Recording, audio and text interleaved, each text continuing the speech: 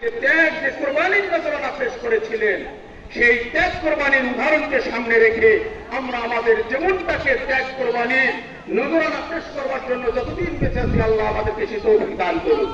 আল্লাহ আমাদেরকে সকলকে সুস্থতার নিয়ামত দান করুন। আসসালামু আলাইকুম ওয়া রাহমাতুল্লাহি ওয়া বারাকাতুহু।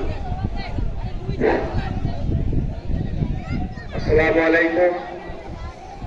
সবাইকে একটু মুক্ত হস্তে দাঁড় করার জন্য অনুরোধ করছি। এবার আপনাদের সামনে আমাদের গঙ্গাচড়া সরকারি কলেজের প্রধান শিক্ষক আপনাদের সাথে কিছু কথা বলবেন আব্দুল বাকের, গঙ্গাচড়া সিনিয়র মাদ্রাসা।